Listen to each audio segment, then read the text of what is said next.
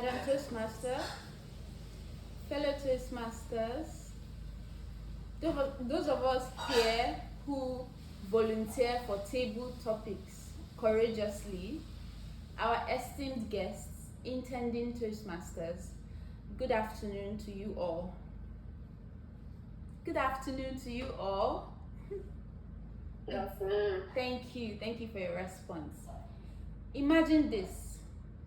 You are walking into an important room with your boss, and he or she suddenly stops you, looks you dead in the eyes, and says, I just got an emergency call.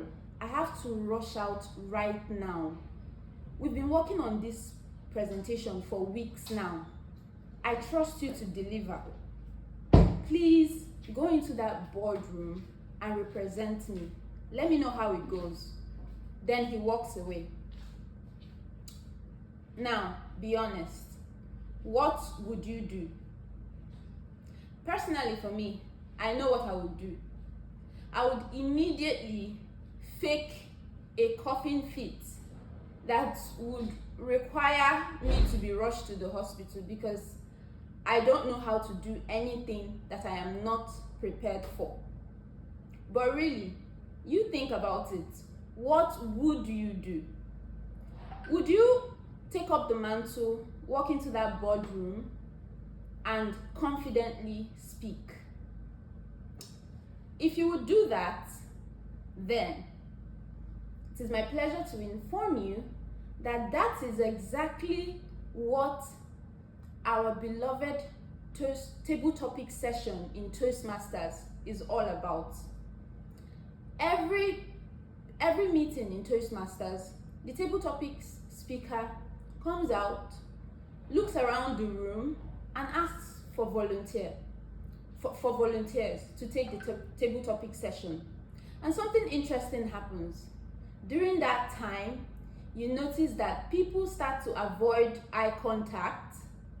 Suddenly, the ground starts becoming fascinating. People start looking at their phone, even when no messages are coming in. Now, here's the funny thing. What most of us avoid, which is table topic session, is actually a session, if you let it, that can truly change you. Now, why am I here? To encourage us all to always volunteer for table topics. It is because I am a survivor. Wait, let me explain. It's not that serious. I have come out during table topic session to the podium, to that firing squad, as I like to think of it as. And with my heart racing, my palms sweating, my mind completely empty, offered myself to the process. I have even answered strange questions like, you are a stone, tell us about your day. All of that I have done in Toastmasters. And one thing that I can say, thank you for the reactions. One thing that I can say is that, yes, I have also mastered the art of talking for 2 minutes straight without knowing exactly what is going to come out of my mouth next. I just keep talking. And one thing that I can say is that when you take up this mantle during table topics, you find out that when you're done talking for 2 minutes, you realize that the fear you imagined is usually far bigger than the experience itself. Because when you're done, you realize that you did it. You were able to manage that pressure. Now let's even keep this aside for a moment, the whole talk about table topics. Let's talk about reality, about life. Life is completely unscripted. Nobody warns you about anything. Most of the life-changing things that happen to you, nobody warns you about it. Before someone says, please lead this meeting, I have to rush out. Or even before you mistakenly bump into a major investor in an event or a dream client, nobody warns you about these things. and you have to speak to them with the few seconds that you have.